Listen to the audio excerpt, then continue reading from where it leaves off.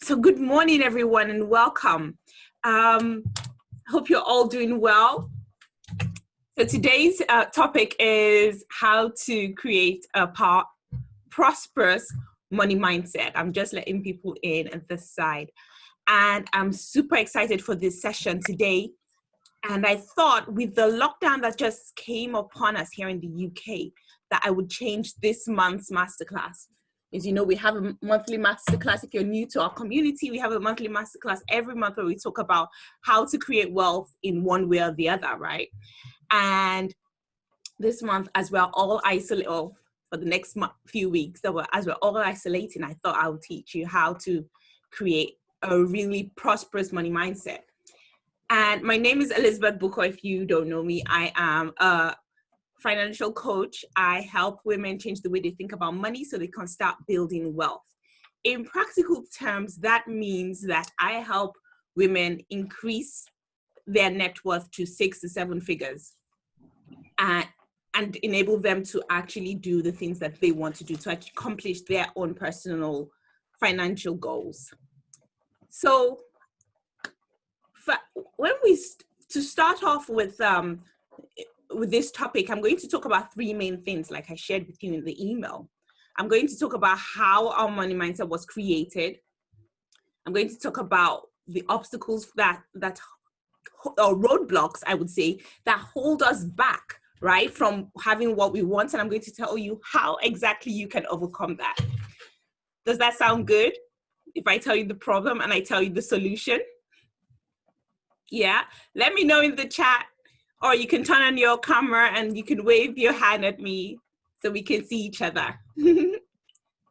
Let me know in the chat if that sounds good. Great. So, yes, Jennifer says yes, fantastic. So, when we were all, yes, Victoria says yes. Awesome, awesome, awesome. So, where is our mind? When we say mindset, what does that mean? Where is our mind? Is it in our brain? Is it in our heart? Is it in, where exactly is this mind, right? Well, your mind is not your brain. It's not in your heart, because that is an organ. Your brain is an organ that controls your body, but our mind is really important because it directs the way we think and the way we do things. And one thing, before I go forward, one thing I want to encourage you is, if you don't understand something, please ask questions, because information without understanding is useless, completely useless. So I don't want to give you information and leave you wondering or leave you confused about something in particular. If you have any questions as we go forward, please ask questions, right? And you may see me looking down at my notes from time to time. I'm just making sure that I'm keeping on track so that I don't go off topic. So with regards to our mindset, where does this come from, right? It's in our mind. What is, our mind? Okay, let me put it this way. When God created man and he breathed into us, and he breathed life into us. As children of God, we have the Spirit of God. And the Bible talks about how now that we have the Spirit of God, we are now connected and we can know the mind of Christ, right? And our mind tells us how to think about things. Before the age of 7, when we are born, we are all born with just a subconscious mind. And so there are 2 different minds, the subconscious mind and the conscious mind. A subconscious mind, before the age of 7, absorbs everything. It only accepts information. So like now, I have 2 children, and my daughter, I said to her, because she loves swimming, and I said to my daughter, oh my gosh, I was just joking, and I said, you swim like a fish. And she came back to me, because she's 4, she was 4 at the time. She came back to me telling me, well, she's not a fish. How does that even make sense? Because she takes things literally at that age. And at that age, we all took things literally, right? So anything anyone said to us or we perceived in the environment, we take literally. Now, in our family, we are a bit loud and we're excited. And when we are talking with each other, if I'm talking with my sisters, we can get really excited and really loud. So sometimes my daughter thinks we're arguing. And so she comes in, she's seen this thing, and she comes in and she's like, oh, don't argue. Your sisters, just be nice. Play nice, mommy. And I'm like, oh, we are playing nice. But from her perception, she sees us as arguing. And in her mind, in her subconscious mind, she's registering that behavior as an argument, right? When it's actually not. So our mind at that age, between the age of 0 and 7, is absorbing every single thing that we see in our environment, right? So the mind is there and it's connected to our body, right? And through our body, we have these 5 senses, the way what we sight, hearing, touch, smell, and what's the 5th sense? Who can tell me what the 5th sense is? So we have these 5 senses, right? And we experience the world through our 5 senses. And like for my daughter as well, anything that she sees in the world, she absorbs that through her 5 senses, and it goes into her mind and it tells her how to make meaning of that thing. So we know that nothing has meaning except for what man gave to it. In Genesis 1, God told Adam to name the animals, name the creatures, right? Name everything. And what he called it was what it became. And ever since, man has the ability, we as human beings have the ability to give things meaning. So in your life, you might give something a meaning. It doesn't mean that that's what it is, but because you have the ability to create a meaning out of something, you can decide that, my daughter can decide that people talking in this way means it's an argument. Whereas I know that people talking in this way means they are just having fun together, but they are completely different meanings and it's the same situation, right? And you'll see how this reflects with money as we go forward. So as we're experiencing the world through our 5 senses, we decide based on what we're sensing what that should mean. But we all know, right, that our 5 senses is very limited. But as human beings, if we do not know that our 5 senses is limited, we will think that whatever we see, feel, think, touch is the truth. But do you know that there are sounds that you cannot hear? There are high frequencies and lower frequencies of sound that you cannot hear. Do we agree to that? Let me know in the chat if you agree that there are higher frequencies of sounds and lower frequencies that we cannot hear. And the human ear can only hear just a short frequency. And the fact is that as I'm speaking, you actually cannot hear me. What you hear is the vibration of the air coming out from my mouth in the airwaves, right? And then so you know that what we hear is so limited because there's so many frequencies of sounds, higher and lower, that we cannot actually hear. Sight, there are so many things that the human eye cannot see. Do we agree to that? For example, we have the coronavirus right now. Who can see the coronavirus? No one. No one can see the coronavirus, right? But maybe in a lab, if you have a super, super strong microscope, you might be able to see the coronavirus. Or who can see like the galaxies or the stars or the other planets? We can't see them. We know they're there because someone has told us, but we can't see them. But maybe with a microscope, we might be able to see that. We may be able to see the planets and see Neptune and Jupiter. But without that, our human eye cannot see everything. Then touch. There's so many things that we say, okay, you can feel me, or you can touch yourself, touch your chair and say, oh, I can feel this here. But there's so many things that we cannot feel. There are temperatures higher and lower than the body temperature that we can never feel. Because if you feel something that is too hot, you're not able to feel it because the heat will burn your senses, the nerve endings on your finger off, so you wouldn't feel it. And if it's too cold, your fingers will get so numb that you can't even feel it. And there's some smells that our nose cannot smell. So our human sense is so limited. But we rely so much on our human senses to tell us what we can or cannot do, knowing that it's so limited. And that's just in the physical realm. We also know that there is a spiritual realm in which our senses are on, you cannot even sense those things that are there as well. So as I go back to the mind, right? So our subconscious mind is just open, and the only rule is it accepts everything. That's why it's so important when we tell children, right? It accepts everything. My daughter told me the other day she's saving up some money because she wants to buy some toy, a particular toy that she wants to buy. And I said, "What? How much have you saved?" She said she saved up loads of money, like £1,000. And I said, "Where is it?" She gave me like a bunch of coppers in her piggy bank, a bunch of pennies. And I said, "Wow, is this 1,000?" She said, "Yeah, this is so much money. Now she can buy everything that she wants."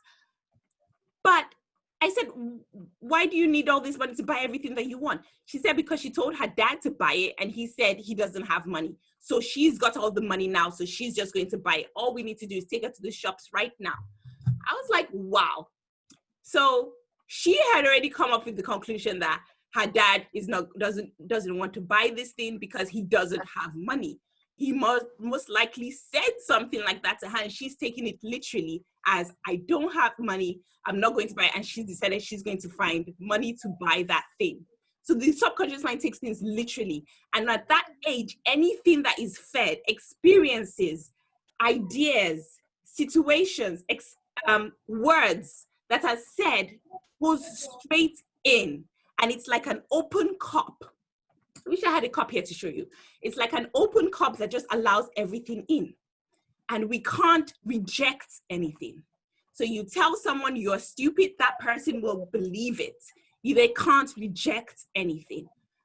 Slowly, by the time we get to age 7, we start building up some critical thinking, which means that we're able to think critically. We're able to reason. We're able to reject information. Someone can tell you to eat grass at the age of 7 and you can say no, right? Someone can tell you to go follow a stranger and you can say, "No, I don't think following a stranger is a good idea." You can make critical decisions right by yourself.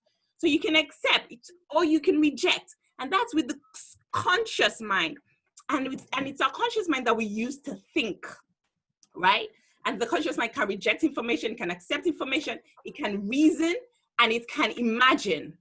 It can imagine information. So I can tell you it's beautiful outside and you can imagine a beautiful picture of sun and green grass and beautiful things in the atmosphere, and that's your conscious mind doing the work.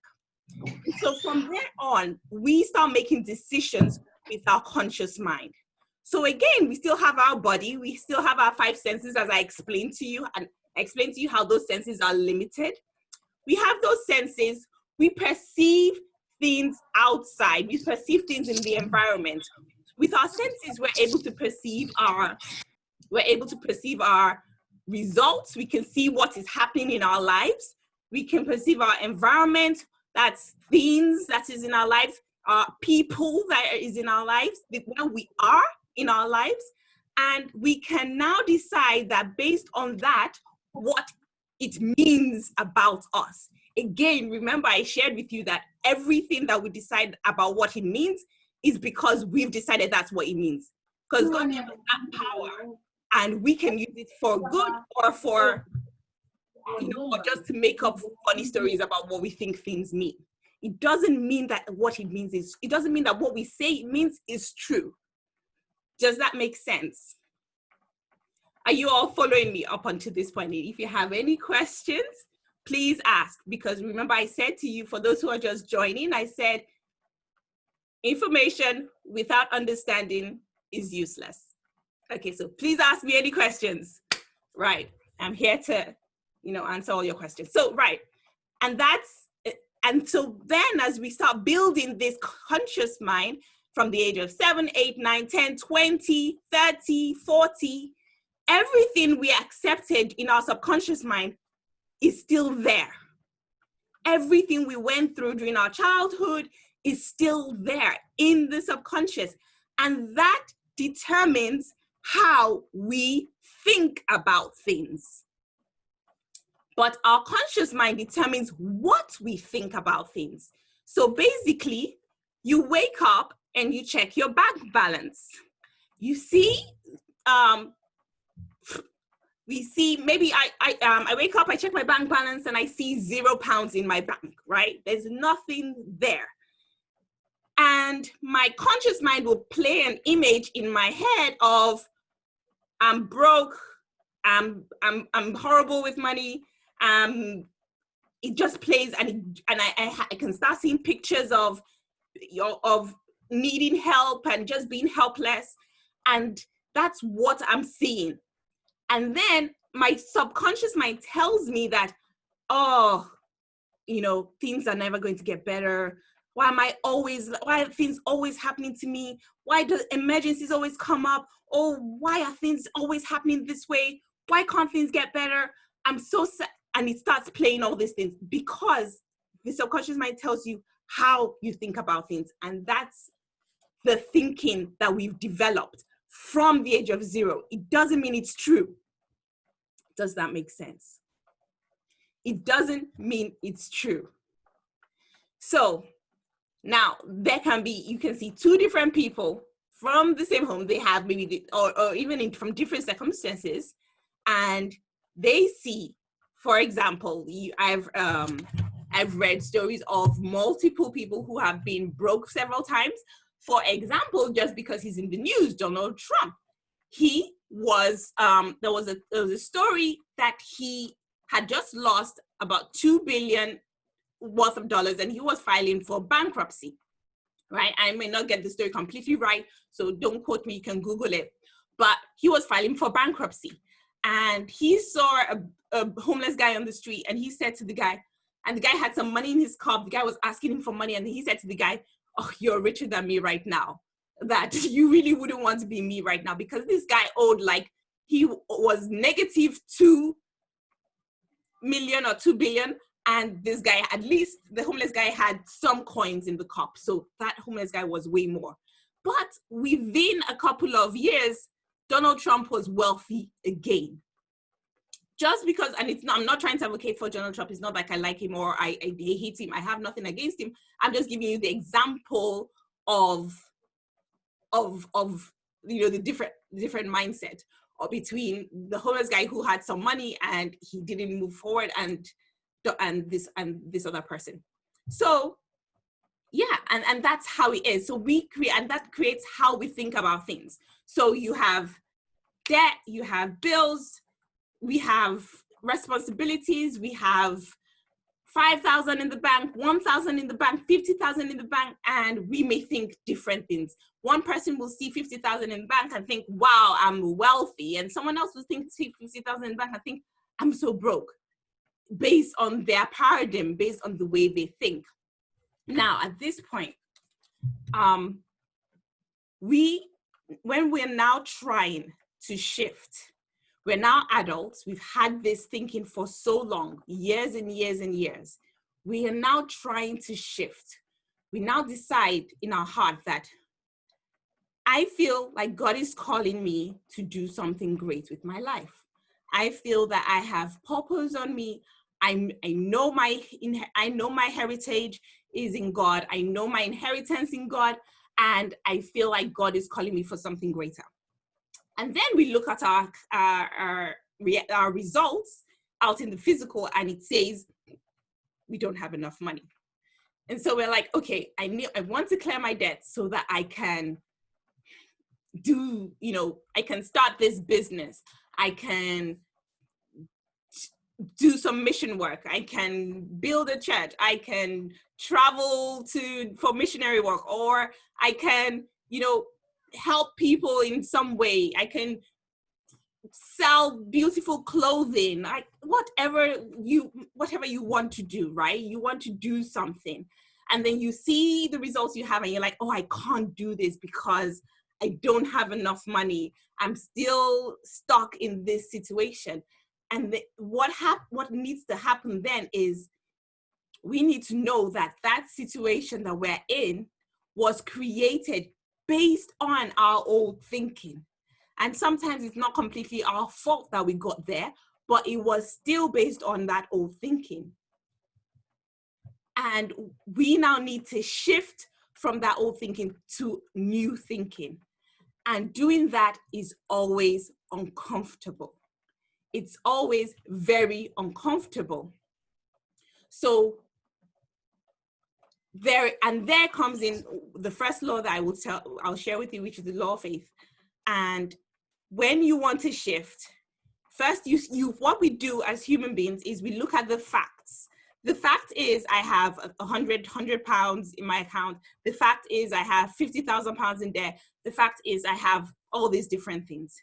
And then based on the facts, we decide what I know I can do. And when we go from facts to what I know I can do, we're not operating in faith, and we can never get out of that. The reason why we can't get out of our situation when we keep looking at the facts and going back to what we know I can do is because everything we need to up level, we don't have yet. Everything we need to be greater, we don't yet have. For you know that for young children going to school, everything they need to become a medical doctor, they don't yet have until they go to school, they learn the stuff, they start practicing, and then they become a medical doctor. But at the age of 10, they probably still want to be a medical doctor, but they don't have those resources yet. So to get those resources, they need to step up a level and not keep staying with, oh, I want to become a medical doctor, but I'm not going to go to school because I can't afford it. I'm not going to treat patients because I'm not registered, of course, because I haven't studied. So I'm going to keep wishing to be a medical doctor, but I'm going to stay with the facts, what I know, and what I can see. And when we keep bouncing between what I know and what I can see, we remain stuck in the same situation. And you see that next year will come and the things will remain the same. Next year will come, things will remain the same. When we are getting ready to move out of that level, out of that comfort zone, it has to be with stuff that we don't know and things that we don't have yet, because that is where we are going to. We have to be that person.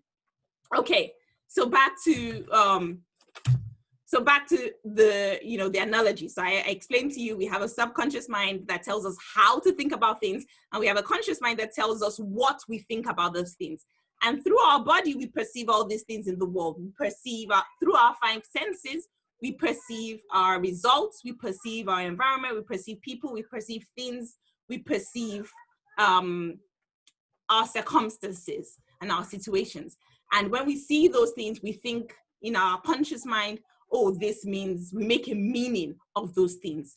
And remember, I told you that meaning is completely decided by us. It's not true. God gave us the ability to name things, and we have now decided to name things in any way we want to. And sometimes we don't name things in the way that is healthy for us.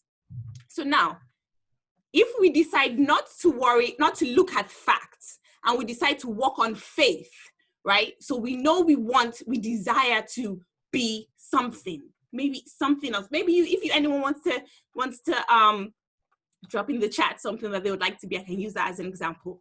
But you desire to start a business, or you desire to be debt free, or something like that, right? And we now need to walk on that level of faith. But to do that, we need all the resources that we don't yet have.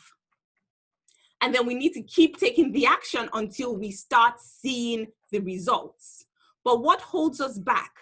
What holds us back of being persistent in taking that action is, like, we feel like we can't make a decision, or we feel like we can't be, we start. Maybe, for example, for some of us, we start to do something, and then we decide that, oh, I just lack persistence. I'm not able to do it long enough or consistently enough for me to see a change. And then we give up. But the truth is that no one is not persistent. We are all persistent. We are all naturally persistent, but we're either persistent in, but the question is what are you persistent in?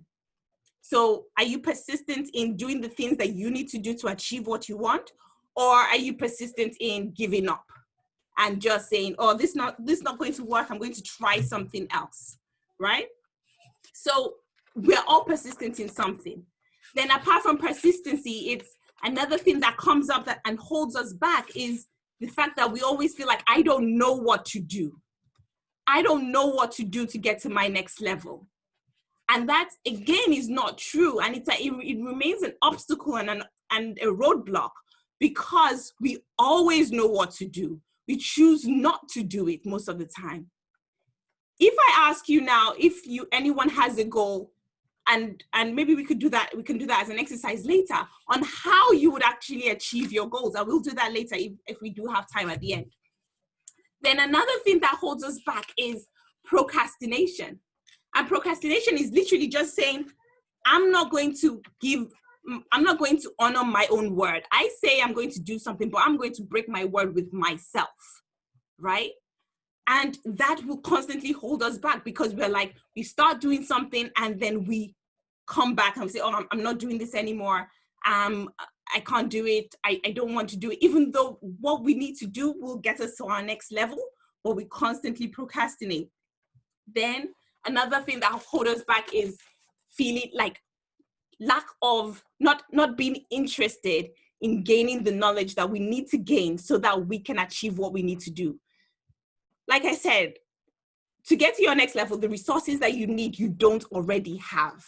So you don't have to worry about trying to figure it all out because as long as you know you have this desire that you want to achieve something, because you want to achieve something, you have to just keep working from that place where you want to, what you want to achieve, from that goal, not from the facts that you can see right now. If you keep working from the facts you can see, which is I have 50,000, I owe 50,000, so I can't do anything, and that's the cycle. It will just stay there because without any extra knowledge, you're going to just continue remaining in that cycle.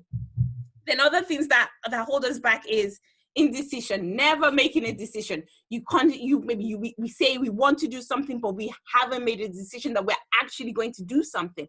And the truth is that every time that I've made a decision, the answer or the resource always shows up for me to move forward. If it's the time that I need or the energy, it shows up for me to move forward on that decision.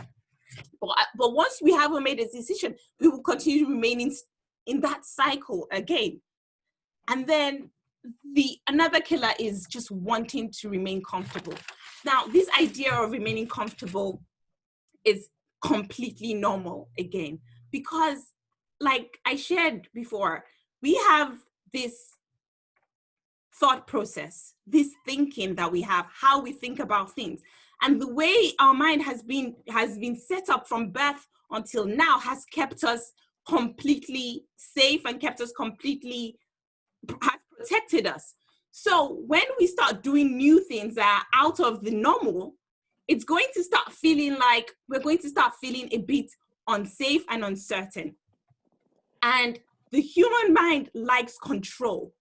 And control looks like safety and certainty. But if you're trying to achieve something extraordinary, you have to let go of control. You can't control everything. Because when we let go of control, and that's what is called faith. We have faith in God that He will see us through. And we let go of trying to control everything. And we let go of the need to be constantly certain about how everything is going to work out. And then we just keep moving forward. When we see an obstacle, we course correct, but we don't stop. Another thing is, indifference, just feeling like, oh, do you know what? I'm not going to worry. And sometimes that's because, we're worried about what someone else will think about us, right? So we're worried about if someone thinks something, if we do something great, someone thinks something about it, or if we do something bad, someone thinks something about it. And all of that shouldn't matter, because the only human opinion that really matters is the opinion that you think of yourself. Apart from human opinion, no other human being's opinion should matter, except for what God thinks about you and what you think about yourself, because people will always have opinions. And people's opinions come from the way they think. And the way they think comes from the experiences, ideas, and all those things that came into their minds from a young age. So it's not objective. It's not objective. It's their opinion, and it comes from their experiences, and they make meaning of things because of how they think about things. And we all make meaning of things because of how we think about things. What we make as meaning doesn't mean it's true. Okay. And then blaming others, or just feeling the eagerness to just give up. And another thing that would hold us back is shiny object syndrome. That shiny object syndrome is also known as trying to get rich quick. Why? Because you try something, you haven't stayed in it long enough for you to see if it's going to work. And you start feeling agitated that things are not working the way you want it. So you hop onto something else. You don't stay in it long enough to see if it's going to work. So you start feeling agitated and you hop onto something else. And you keep on doing the same thing over and over again. And therefore, just hopping on different things that you think might help you get out quick or get rich quick without staying the process. And months will turn into years, and you might be progressing, but it will just be inch by inch progression. And we can do much better than that, right? So that's shiny object syndrome, right? And then, so I'm going to share with you, and those are things that would hold us back.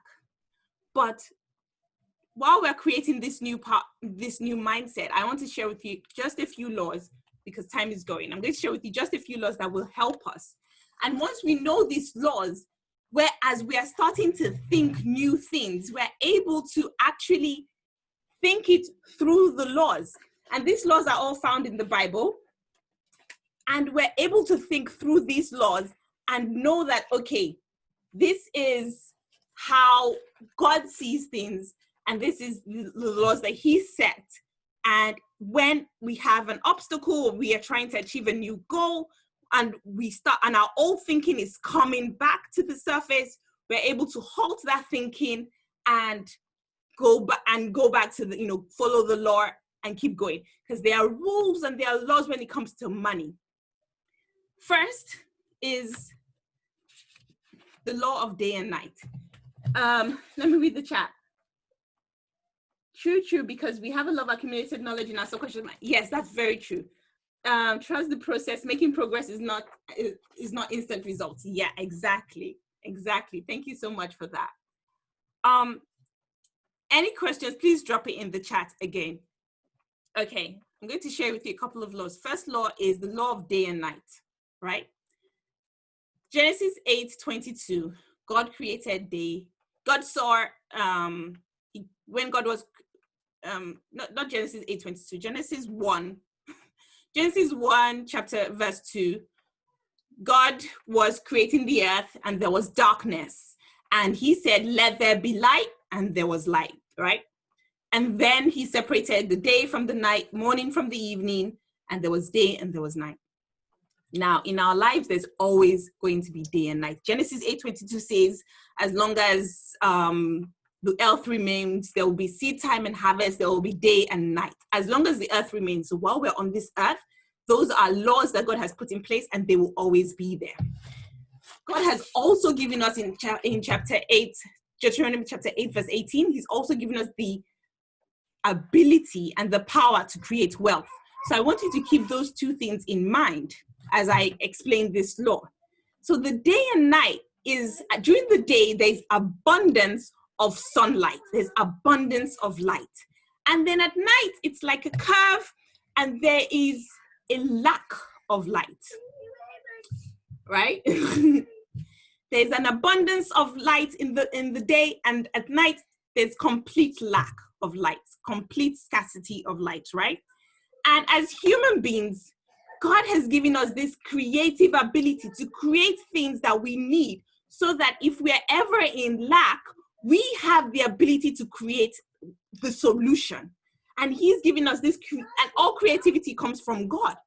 So human beings over the years have adapted this ability, and finally we have the electric bulb, which Thomas Edison invented after, some say 1,000, some say 10,000 trials.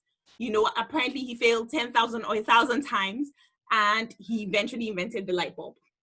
So let's say now we have electricity. Now we have an abundance of light 24/7. So in the day, there's an abundance of light. And at the nighttime, when there was going to be scarcity of light, you turn on your light, you turn on your switch. And that's what we all do at home, right? We put on our light. So we are never in darkness anymore right now, in this country, right? Except if you're in a place where there's not 24/7 electricity, you might put on a different type of light. But for the most part, the technology to have 24/7 electricity is now there. So we can have 24/7 abundance of light. Give you another example. And this, we had a problem. So in the night, which is our dark times, which is our scarcity times, which is our times when things are looking like there's trouble, like we need help. These are the times when there's opportunity for creativity, opportunity for solutions. And God has given us that ability to create wealth in those dark times.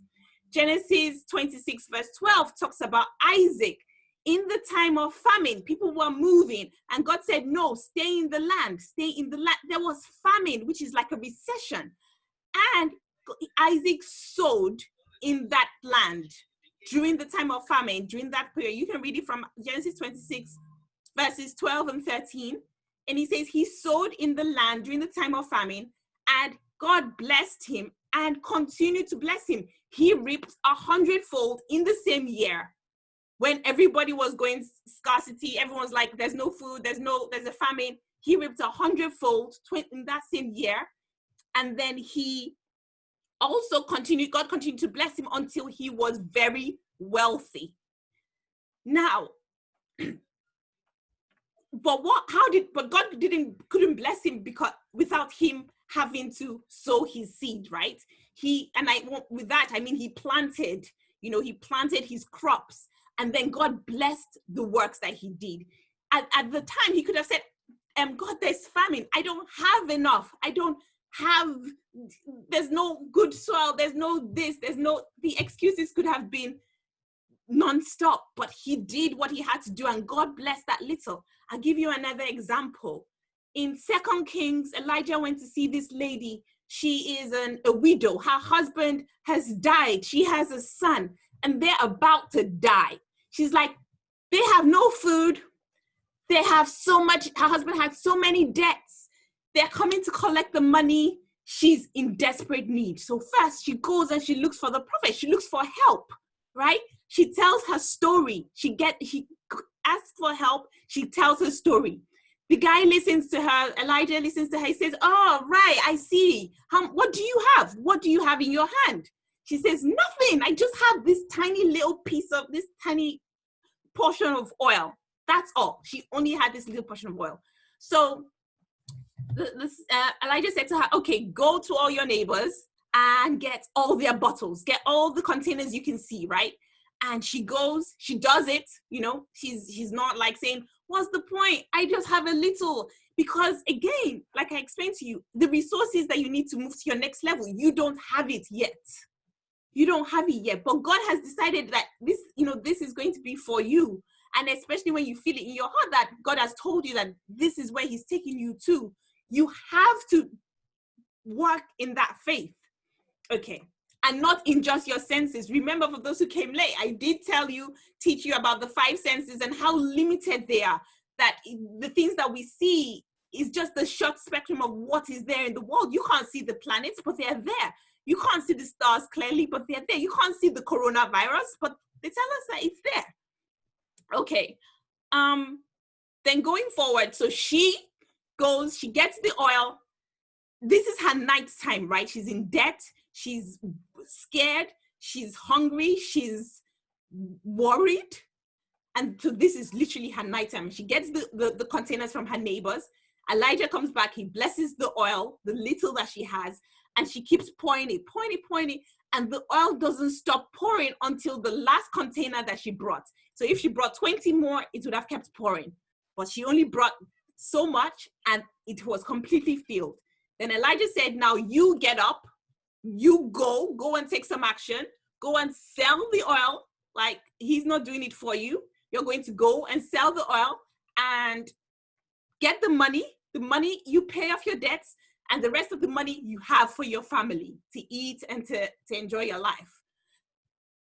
From her night, she was able to create some abundance because God blessed her on that, and she took the action that it needed. If she didn't go and sell the oil, would she have had the money? No. The fact that God has blessed her and the oil kept pouring in all these jars doesn't mean she had the money that she needed to pay the debts. She had to get up and go and sell the oil. So procrastination could have come saying, oh, will people buy from me? Will people think I'm good enough, blah, blah, blah, to sell this oil? Anyway, she sold the oil and she paid her debts, right? So that's back to the law of day and night. In every night, we have the ability to create more day. Ephesians chapter 1 verse 3 talks about every spiritual blessing that God has for us is in the heavenly realms already. So good health, financial abundance. I do not believe that it's God's desire for us to be in debt. The Bible does not say that, right? So every spiritual blessing, great relationships, fantastic, wisdom, ability to think well, ability to make good decisions. It's all there in the spiritual realm. But as we are here, we have to, and we now need to get it. How do we get it? The fact God's grace is the Bible talks about God's grace so much, and that grace gives us access to all those things. It gives us access to all those spiritual blessings, everything that you want.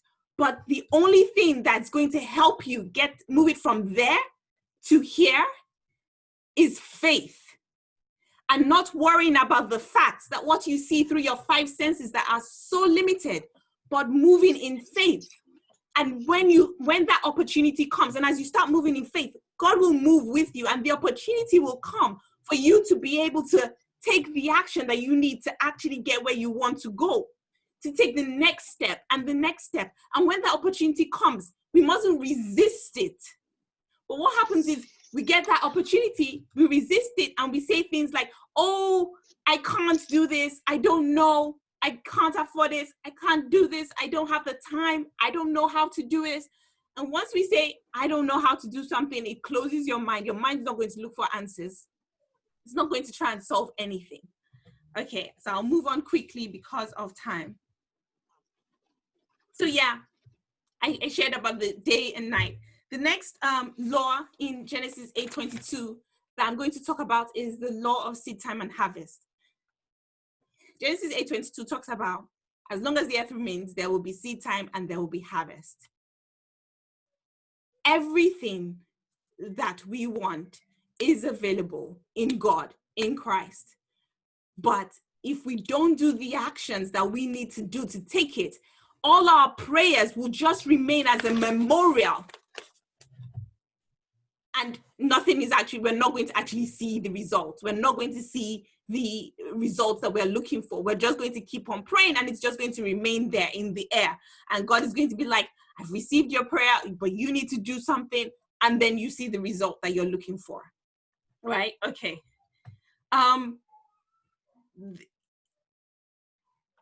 Yeah, so I'm remembering the story of Cornelius.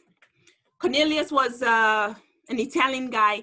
He wanted to he wanted to receive, he wanted to be, he loved God, he wanted to be a Christian, or not the one called Christians at that time. He wanted to be a follower of Jesus, and he was always praying and praying and praying. But at that time, Gentiles and Jews didn't mix. And he had all these prayers. And the Lord finally answered him and had to send Peter to him, because what Cornelius wanted, he cannot get without, him actually getting salvation in the Bible. So God was like, you're praying for something and I want to give it to you because you're praying. But if you're not going to take the action, you can't get it. And God was so favored with him because the angel came and prayed and told him that he should send for Peter, because Peter has the answer to help him. He has the knowledge that he's missing. And then the angel told Peter, do you know what? Go with this guy. Peter went to this guy. And what did Peter say? Now he knows God has no favorites. And that's another thing I want to share with us. God has no favorites. What he can do for one person, he can do for the other. He can do way much more. Ephesians chapter 3 verse 20 talks about God is able to do abundantly, exceedingly above what we can think or imagine. And ask or imagine, right? And so my question right now is, what are you asking for? What are you imagining? Right? I hope it's not, your imagination is not like something horrible, like, oh, I'm imagining I'm going to be broke for the rest of my life. Nah, let's quit that, right? But he's able to do much more than we can think or imagine. And that's exactly what he did for Cornelius. Peter came and he prayed for him. The Holy Ghost came on Cornelius so fast. They baptized him and he got everything that he wanted. He got the promise that he was looking for. But he couldn't have got it if he didn't have that missing piece of knowledge. So for some of us, like, we're constantly praying for financial breakthrough, and God will keep answering you and he will help you. He's not going to leave you hanging. He doesn't want to leave you hanging. But when he gives you that opportunity to get the breakthrough, to get the knowledge, to get what is missing, then you mustn't then say, okay, well, actually, I'm going to do something else, right?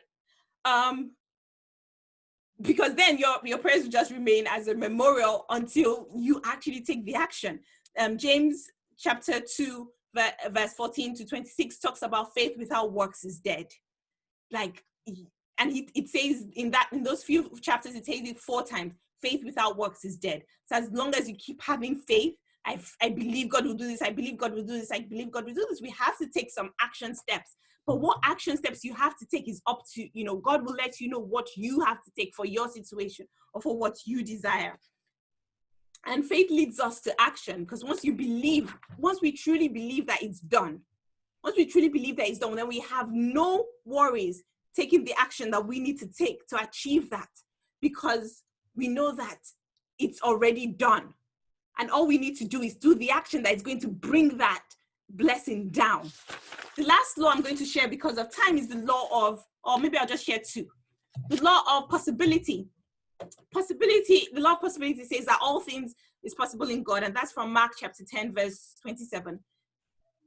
And that means that if you feel like you're constantly in debt, your debt freedom is possible in God. If you feel like you're ill, your healing is possible in God. If you feel you don't have enough, more than enough is possible in God. It's all things that things that may be impossible to man is possible in God. And I'll quickly go to the next one, not to take too long, is the law of dominion.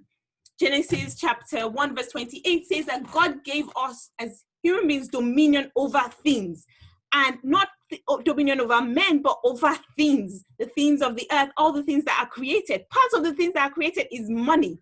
So God has given us dominion over money already. So we should master it. We should be mastering money and not money mastering us. I'll give you one more. The law of diversification. In Ecclesiastes chapter 11 verse 2, it talks about diversifying, investing. I'll just read it. Invest in 7 ventures, yes 8, for you do not know what disasters may come upon the land. So yeah, we're supposed to invest in multiple things when we're, as we are building our money.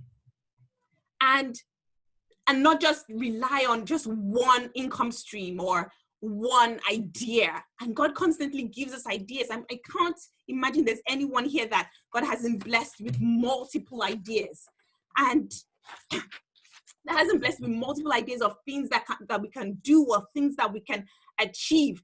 And when we keep praying for financial breakthrough, God will give you the idea.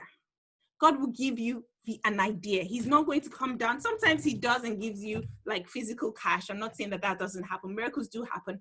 But most of the time he'll give you an idea that will bring you more income. And the overall law that really controls our mindset is the law of thought.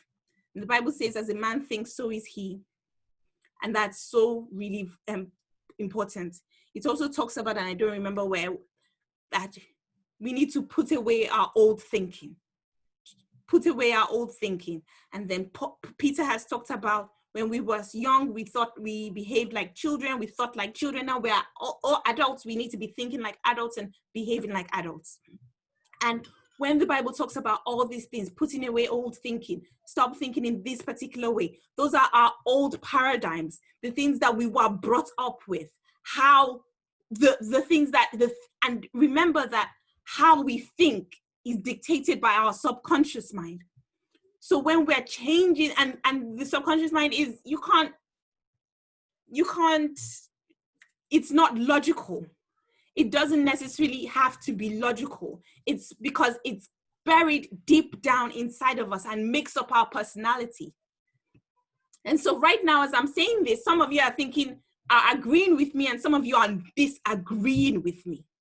And I can tell you honestly that if you agree with me or you disagree with me, it's based on your thinking.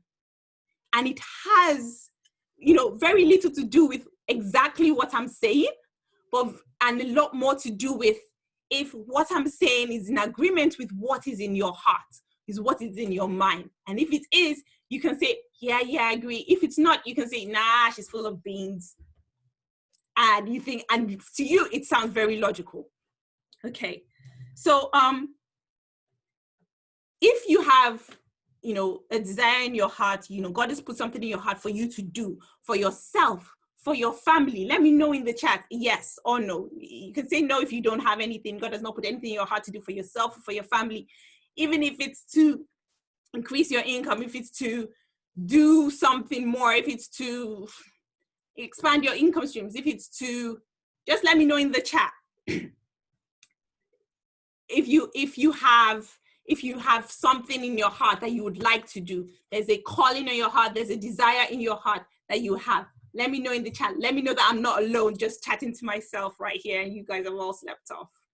Right, yeah. Okay, great. So, but when we have these desires, and yes, thank you. You're not alone. Yes, thank you very much. Thanks for telling me I'm not alone. Sometimes I feel alone. When you have these desires and you decide, oh, I'm going to take action, right? I have this great idea. I think it's going to be great. Then you think I'm going to take action, but something holds you back. What is it? Something holds you back and you don't move forward because you're resisting something. What is it that you're resisting?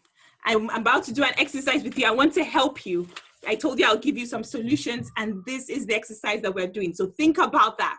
Think about what you're resisting. Whatever your desire is, have that in your mind.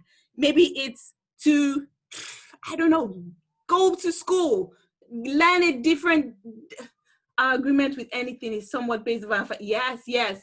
Such beliefs may be valid or not, but they are true to us, and they're based, and we base our decisions on our belief. Exactly. That's so right. What you understand is so right, because our beliefs, they may not be valid, they may be, but it's, to us, it's very, very real, and it's very, very true. So if you have something that you want to do, you have a desire, but you haven't been able to accomplish that desire, whether it's something for yourself or something for other people, something for your community, think about what you're resisting. Once you've thought about that, write it down, or write on your phone, write it on a sheet of paper. And let me know in the chat, yes, you've thought about it. And if you want to give an example, you can give it there. You can drop it in the chat, what your desire is to do and what you feel like it's causing you to resist that. And I can use that as an example for everyone. If not, I can make something up. So let me know, yes, once you've thought about what you're resisting with regards to your desire. So for example, maybe you desire to make more money, but you haven't made more money. What are you resisting? Why are you resisting making more money? Is it you worried that if you ask people for, you want to sell your stuff to people, they will think of you funny, or they will laugh at you, or you feel you feel some kind of resistance, like you don't want to put yourself out there, you don't want people to see you. So just think about what you're resisting. So true. But sometimes these beliefs limit us, and they are caused their length of a time may not be serving you on your journey to where you want to be. Exactly. What we believe and what we know as facts right now is based on the past. It's based on our old thinking. And I wrote down that passage. I'll look for it. It's based on our old thinking. And the more that we the more that we believe, we continue to believe and work on what we are thinking, on our old thinking, we're going to remain in that cycle. We're going to remain in that cycle of never having enough.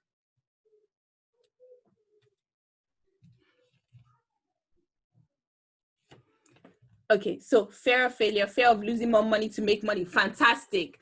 Yes, my fear of rejection, fear of harsh words spoken to me. Fantastic. Thank you so much for sharing that. Okay, so I'm going to go and you're going to use those examples.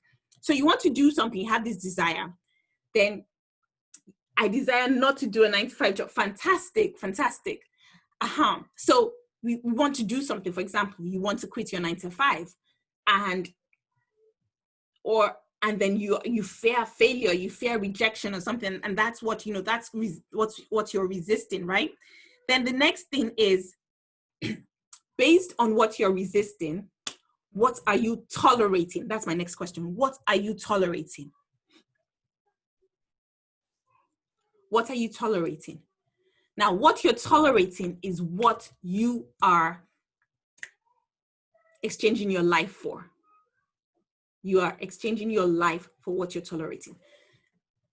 Based on these examples, I can just share.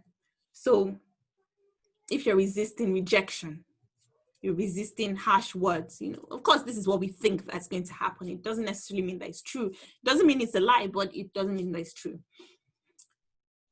And then, then you're having to tolerate going to a 9-to-5 job because I need the money. Exactly. So you're tolerating going to this 9-to-5 job that you don't want to go to because you need the money. But you wouldn't break out of it because you may be resisting rejection, you might be resisting harsh words, you might be resisting failure, right? Okay, so now we're exchanging our life for this 9-to-5 that we don't want to be, because our life is our time, right? Every second we spend doing what we don't want to do is time that we're given, is life that we're given. And we don't know when we're going to die. So we don't know how much time we have.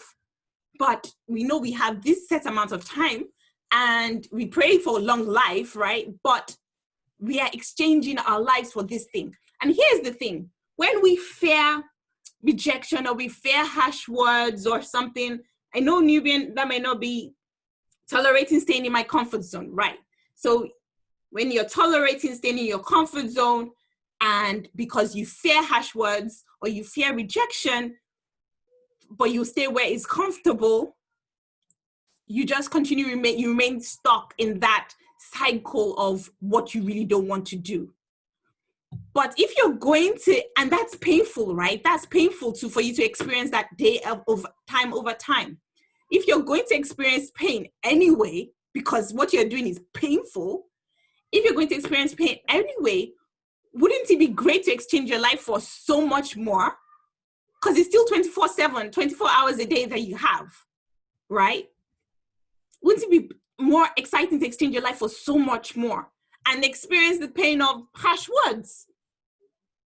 If we think about it, and you had a choice, one second, let me let someone in. If you had a choice, someone saying harsh words or breaking out and being completely remarkable, being completely amazing, outstanding, beyond your wildest expectation, just dropping your oil for God to bless so that he can give you exceedingly abundantly more than you could ever ask for in this hand, and you have harsh words that someone might say to you if you do this, which would you pick? Because right now, most of us are picking the harsh words. We're picking the fear of rejection. We're picking the whatever we're tolerating. What's the difference between tolerating and patience? Tolerating, big, fantastic question. Thank you so much, Jennifer. Patience is, you know, something is coming for you. You're working towards that thing, but you're also patiently ready for it to show up whenever it's ready, when the right time comes. So you're working towards that thing, but you're ready for it to show up whenever. Like you're, for example, looking for a new job. You're applying. So patience is not giving up and saying, I don't want to have, I've done 100 applications, I'm giving up, and I'm letting it go, right? Patience is saying, I will keep going and I'll be patient. It's going to work out. Patience is, I'm having a baby. It's going to take 9 months. 6 months time down the line, I've been having morning sickness. I'm tired. Like, can this baby come out now? Patience is waiting that in 9 months time, the baby will be out. In 9 months time, the baby will be out. And I'll patiently waiting. Tolerating is tolerating something you do not want. For example, in my kitchen, I had an appliance that was in a very funny place. And every time I needed to use it, I had to bring it out. I had to bring it out and put it it was just really awkward. And it was annoying for me every time I had to cook and I had to use this appliance. And I kept tolerating it in this place because I felt it made my kitchen look nicer or something. I've since moved that appliance so that it's where I want it to be. And when I want to use it, it's easy to use. And I use it much quicker. I'm no longer tolerating that inconvenience. Staying in a job that you don't really like and not doing anything to get out of it is toleration. You're tolerating that behavior from yourself. I'm not saying you quit your job immediately, but then you start the process of checking what is in your hand. How do you start looking for a new job? How do you quit your 9 to 5? How do you, get outside of where start the business you want to do? How do you start doing that? And you do that, you can do that at the same time. And then you know that you're slowly replacing one thing with what you really want. Toleration is knowing that you don't earn enough. You're not making the money that you desire. You're not making the money that is enough to take care of your family, your responsibilities, your giving, your tithes and everything. And instead of using your 24 hours, 7 days a week to make more, you tolerate just having, less than enough. And instead of doing something now so that in a year's time it's different, in 2 years' time it's different, you just stay there. And that's what the difference is. Thank you. So it comes back to faith without works is dead. Yeah, it comes back to faith without works is dead. So my next question is, so now you've and these questions are going to really help you clear out your thoughts. You said what you're resisting. You said what you're tolerating. And based on that, you know what you really desire. Now I want you to really clarify, be very specific with this. So not just, I want more money or something like that. It needs to be really specific. So for example, if you want to leave your job, maybe you don't like your job. Is it that you want a better job? Is it that you want a different job, or you want to start your own business? Do you see how specific those three things are? Yeah? So when I'm asking what you desire, I'm asking you to be very specific.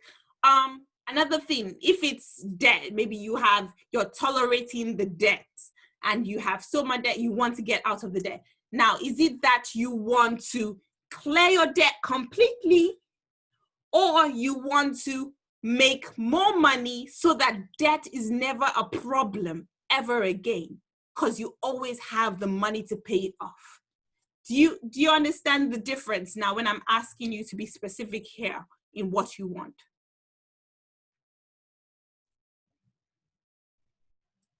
So write down now the next step based on what you're resisting, based on, and I encourage everyone to take, you don't have to write in the chat, you can write on your notebook. I encourage everyone to take action and just do this exercise, because it will help you. I want my own travel business to replace my shift work job, and I want to be able to travel at least 3 times a year. Fantastic. Great. So that's specific. Okay.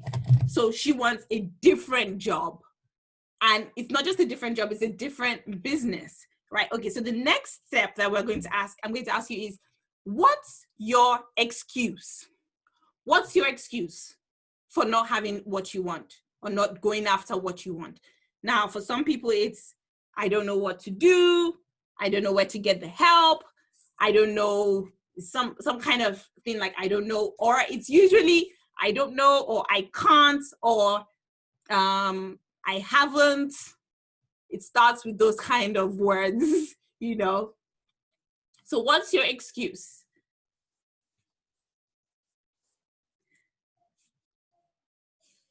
Maybe I don't want my family to, I don't know how my family will respond, or I can't leave my job because I need to pay my bills.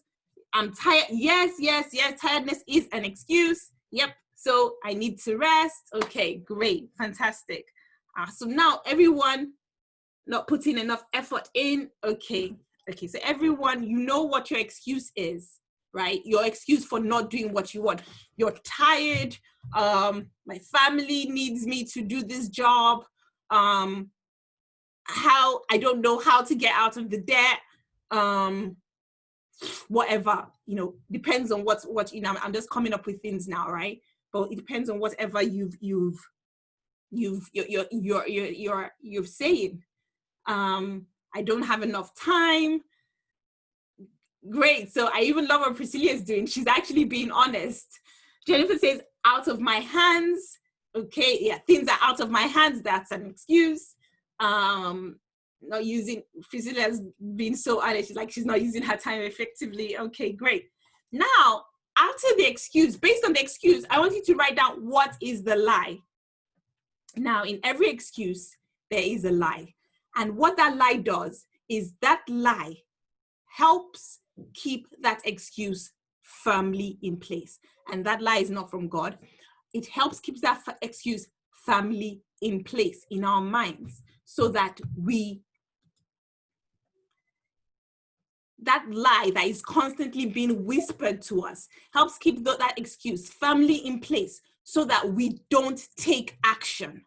So there's a lie that keeps on going over in our head that we keep hearing when we think of the excuse. It won't work anyways. That is the lie. Exactly. Thank you so much for sharing that. That is the lie. It's not going to work anyway. So what's the point, right? That's the lie. That's a lie. Fantastic. So write down what your lie is for you. And that's the lie that keeps playing in your head.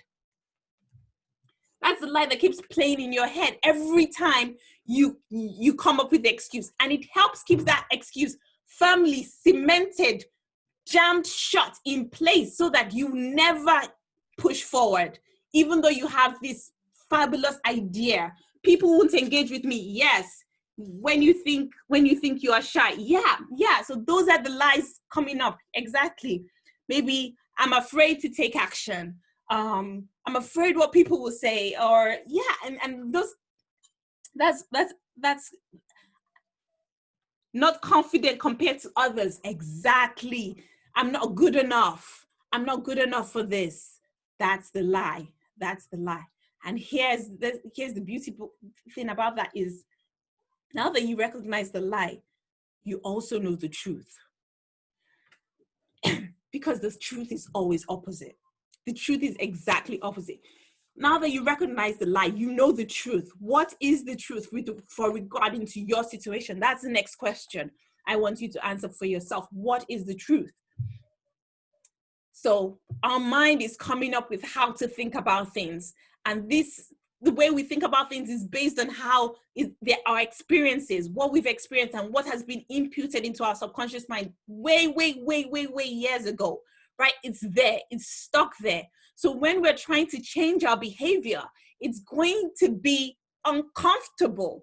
We're going, and to keep us stuck, we are hearing lies. It's coming up with lies because our mind, our subconscious mind, is trying to ensure that we don't shift, we don't move, we just remain where we are in our comfort zone where we are. So now I want to ask you what is the truth? If you can share, what is the truth for you? Write it down on your sheet of paper. You can share it with me.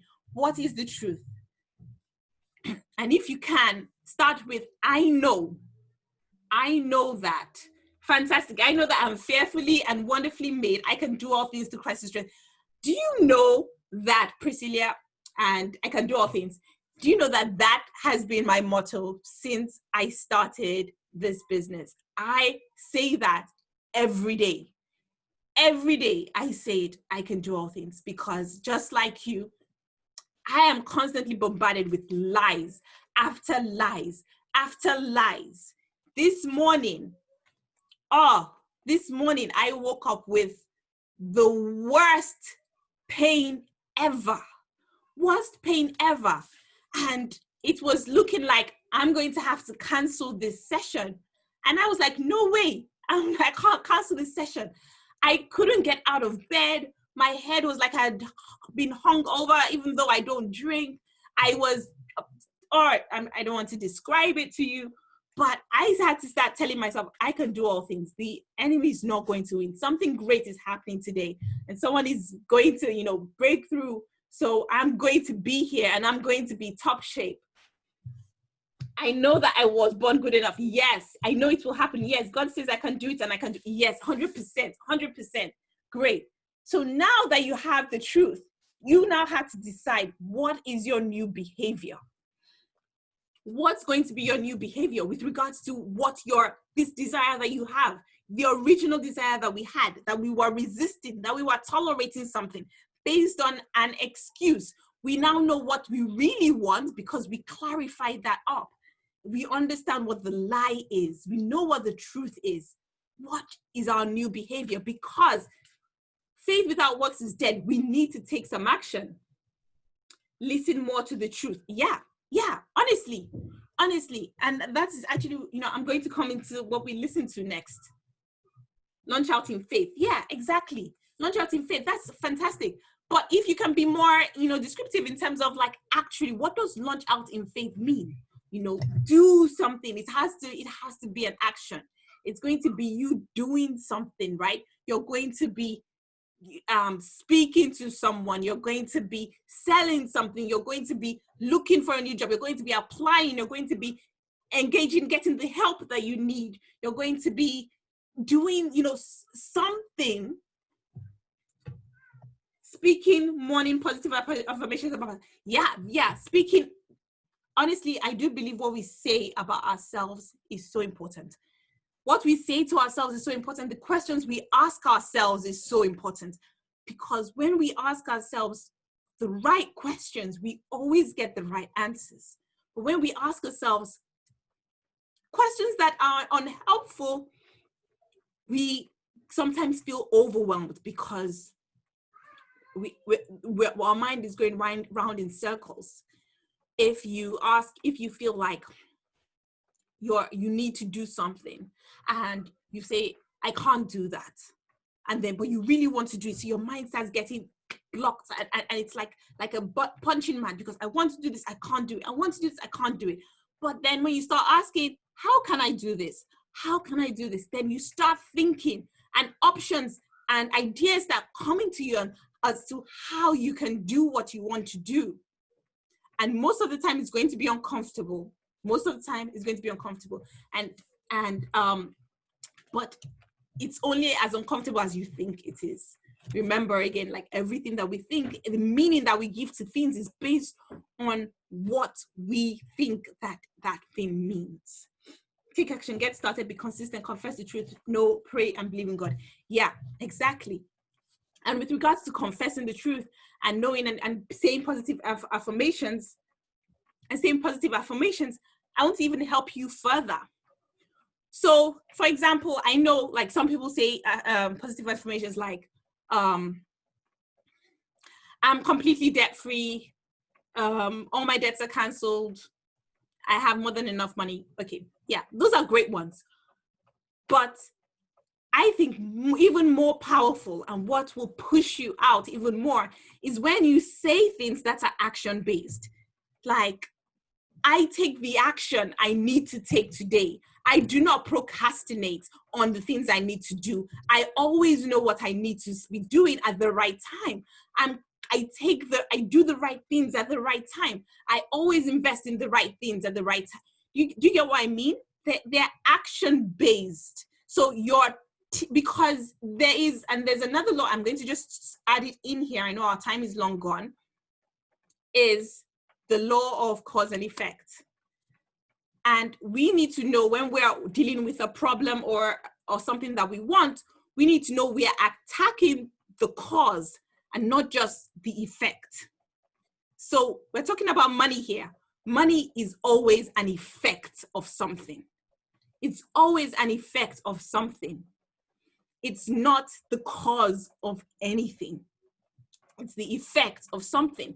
So if you want more money, the cause would be either a better job, more clients, or in your business, or more sales in your business. So the cause would be selling more, asking more people to sell, and not being afraid of what they're going to say or what they're going to think. So when we are praying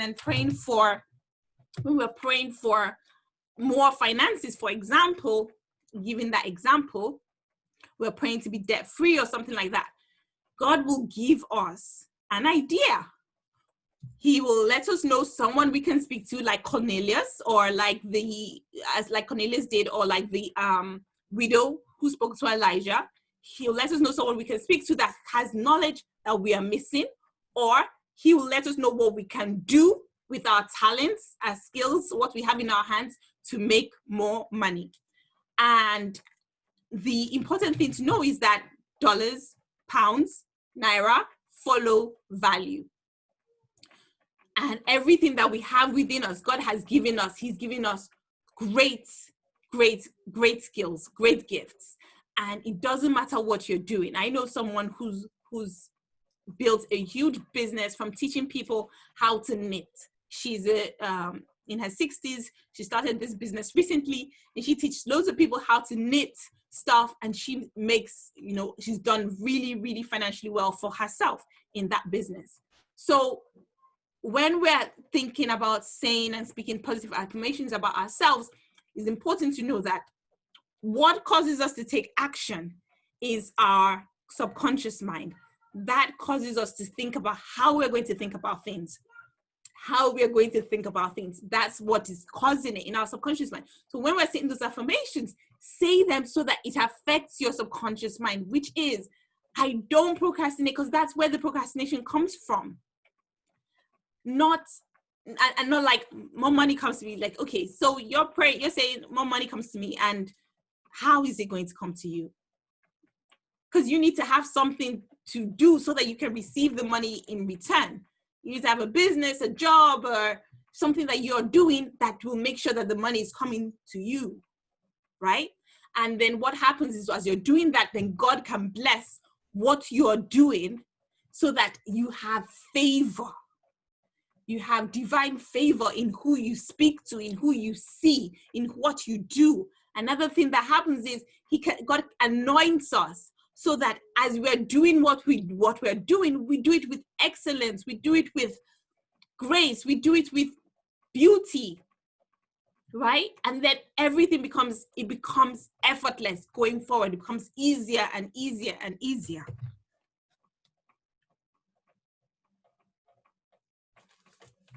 And so, and that's, and that's where I wanted to share too. One other thing is about, debt. Just wanted to share about debt. If debt is what some of you are tolerating, it's important to know that we grew up learning to ask for permission all the time. We grew up learning to ask for permission from everybody, everything. And therefore it makes it sometimes difficult for us to take authority over our own lives. And if we're dealing with debt and it's at a situation where it's hard to pay it back, it's important that we communicate with our providers, whoever the financial institution is. This is just a side note. Communicate with them that it's hard to pay this back, and this is exactly how much I can pay you. And then if things change, communicate with them again. Like, go from a place of power and exert your authority over how you're going to pay the debt back. If you can't afford to pay back in the huge sums that it is, then ask them, tell them to reduce it, ask for a better rate, tell them that you can't pay this amount. This is the amount that you're going to pay back. And don't let it come with shame. Let go of shame, guilt, all those kind of, emotions that hold us back. Let them go, let them go, let them go. Again, this comes from, childhood. When my son was walking, and I'll tell you, this is a personal experience for me, and I'm working on myself. When my son was learning to walk, I never found myself saying, "Oh, get up and walk, you're just so slow." I was so patient. I was so patient with him learning to walk. But as I get older now, sometimes they do things and I get impatient so quickly, or they do things the wrong way and I get impatient so quickly.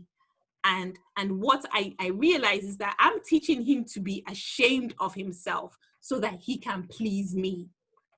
And it's a terrible thing to teach. It's a terrible thing to teach. And I have repented, because what I need to be teaching him is to take responsibility for what he's doing, So if he's potty training, instead of sharing him to potty train, I should encourage him, for example, using that as an example. And so when those kind of things are set in our minds, we grow up, for example, and then we have this debt. And when we're communicating with people about the debt, with the providers, we feel shame again. It comes back again. We feel this shame and we feel guilty about, oh, why am I in this kind of situation? Oh, look, we did the best we could with the information we had up until this point. It's just like a baby learning to walk. Now that you're learning to walk, you learn to walk and you do different things differently, right? So there's really no need for shame. There's really no need for pressure in that situation, right? So I hope those steps help. And before we end, I'm just going to give you just 3 steps so that as you're creating, your building these new things, I've shared with you a few laws. What I just shared with you recently, the law of cause and effect, which is focus on the cause. Every effect has a cause, right? And you can see that all over life, all over nature, and all over life. And if we're constantly focusing on the effect, it's going to be so hard for us to actually see that effect. So don't worry about the money. Focus on the cause. What is it that you need to do to bring in that money? And that is literally being the best you. And when I say pounds follow value, I mean the value that you give as yourself. So just giving the best of yourself in whatever you're doing. If you're working in a job, give the best of yourself. That means loving your job, even if you think that you hate it now. Trying to find something to love about your job, enjoying the job and doing it with all your heart, doing it as unto God, right? Not worrying about the money, because you can't worry about the money, because that's not how the money comes. The money doesn't come from human beings, and a lot of us think that money comes from human beings. And so we worry about pleasing people so that, the money can come from them. It doesn't come from human beings. It comes from God. God is the ultimate source. So we need to ensure that, our dollars, our pounds is following value. And that means we're giving the best of ourselves in our job, in our business, in the things that we're doing. When we're doing what we're doing, we need to do it with excellence. So you're called to, you sell stuff, sell it with elegantly and excellently. Have a wonderful, presence about your brand, about your business. Do it professionally. Let it be great, right? As much as you can without, overdoing things. Just do it to the best of your ability. Not just when you're ready and when you're not tired, but constantly, every time. Just keep on being persistent in that action. If you're in your job, don't just maybe wake up and go to work haphazard. Oh, I'm tired. I'm not really here. I'm there. Do it like it was your business. Treat it like it was your business. Take good care of your role. Be there. Be present. Love the role. Love the customers that you deal with. Give them your best constantly. Give them your word. Give yourself your word and stick to it, and give others your word and stick to it. That's giving them value. And every time you find an opportunity to increase yourself, increase your value, to learn something, you always take that opportunity. Because the more you learn, the more you earn. It might not come instantly, like you learn something now and then tomorrow the money may come, and it might. You never know. That has happened to me as well. But the more you learn, the more you give of yourself, more value you give, the more you earn. And obviously there's different ways that you can do that. And so, and being persistent is so key, because that mindset, that old mindset is still there. And God is calling us to let go of the old and have the new. God is calling us to take the mind of Christ. And that mind of Christ was excellent, right? He's telling us to take the mind of Christ and let go of the old thoughts, old mindset, old paradigms, old way of thinking, old ways that we thought as a child, the ways that we behaved as a child. Let go of all those old things. And those are all the things that are stuck there, telling us how to live. And if we keep on living from those old things, then we're not able to achieve where God is calling us to. So have a clear vision. 3 steps. Have a clear vision. What do you want for yourself, for your future? Be completely clear. Close your mind and guard your heart from negativity. When I say close your mind and guard your heart, even from negativity from yourself, where sometimes we're so used to saying negative things that it just has to happen. Every word that we say is going to find you, is going to get roots. So let go of the negativity, negative thoughts, negative words, and replace it with what you really want. And it's going to be uncomfortable at first, but you keep going until you slowly diffuse out and let go of the old, and the new actually comes, and it becomes habit, and it stays, and you're constantly in this positive place. Surround yourself with people who want what you want to do, or who are going where you're going. That is really one of the easiest things that you can do. People who are going where you are going, doing what you are doing, being who you want to be, just pushing themselves the way you want to push yourself. Surround yourself with people like that. Now that takes action, because you have to actually go and find them if they're not in your home. If they're not in your surroundings, they're not in your friend groups, then you have to go and find them and actually start being friends with them and giving value to them. Now, when you do find people like that, it's just help, just be nice and be good to them, and the good, they will also be good to you. So it's not, you don't necessarily have to ask them for stuff, but just being in that environment with people will change you. Whichever environment you're in right now. I know you might have heard the phrase of, we are the average of the 5 people around us, right? And that's so true. And literally those 3 things can change the way you think. Just have your clear vision of where you want to go. That's with your eyes. Surround yourself with the people. So what you're hearing, what you're hearing. And remember, we talked about 5 senses again. We're going back to that as we end. So you've talked about your eyes, your hearing, and what you're feeling, who you're around is of people who are doing what you want to do and going where you want to go. They believe what you believe. They have the same value system.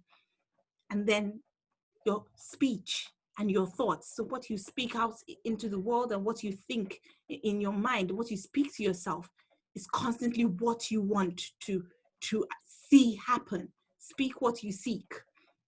And then as you start doing this, I tell you, if you start today, tomorrow, the opportunity will come for you to step up and move into where you need to. And again, the resources you need to be who you want to be are not necessarily here right now. But you step up and you start becoming that person. And all of a sudden you start seeing that you reap the results of that kind of person, that kind of mindset. Let go of the words like I can't, I don't know, and I won't. Replace them with I can, I do know, I will do.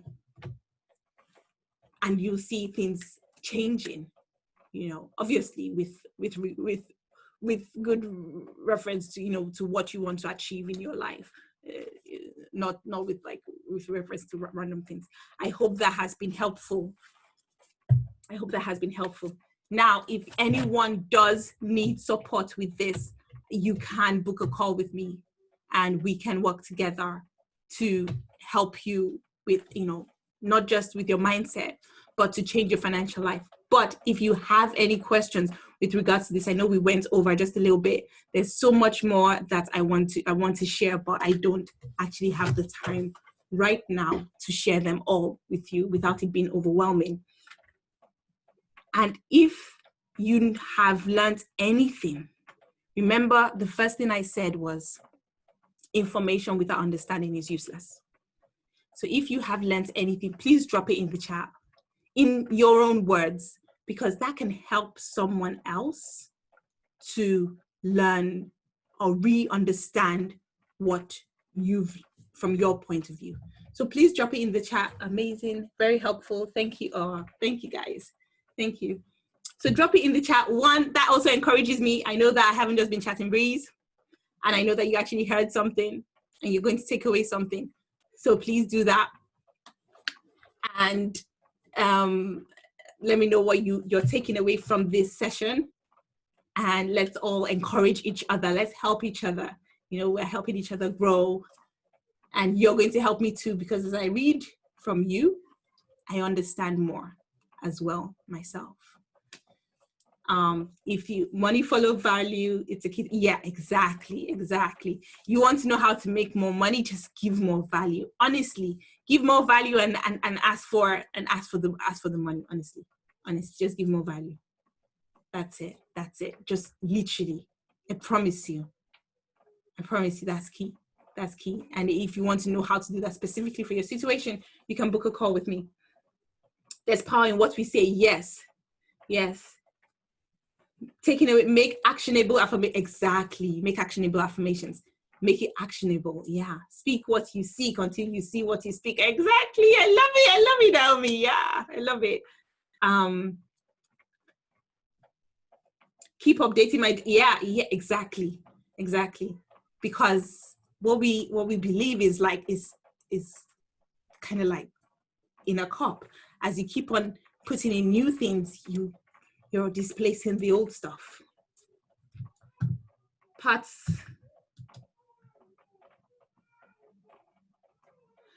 like the parts where you got us to do the exercises. It helped me make sense of things, making more concrete to our situations. Yeah, exactly.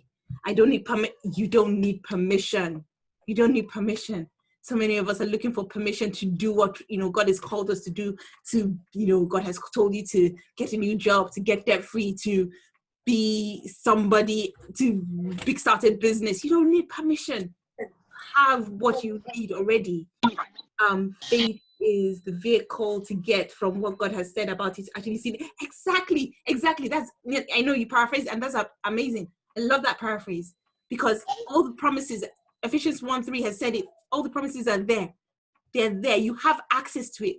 And it's just like you've got the key to a car, but if you don't open the car and sit down and turn on the engine and actually like learn to drive and move it, you're never going to go anywhere. So you've got the keys to the car already. That's exactly what it means. And so praying to God, I need a car, I need a car. He's like, I gave you the keys already. You know, you just need to learn to drive it. That's amazing. Thank you very much. Thank you very much. I'm going to drop in the chat. I'm going to drop in the chat, Elizabeth, my link to book a call with me if you would like to work with me. If you'd like help in working with me, I've dropped it in the chat, my link to work with me. And I can send it to you as an email. And, you know, thank you all so much for being here. You all stayed to the end, and I didn't even promise you chocolate. I appreciate it. And that's it, you know. Have a great afternoon. If you have any questions, drop it in the chat. I'll be here. But apart from that, we can end it. Thank you so much. Bye.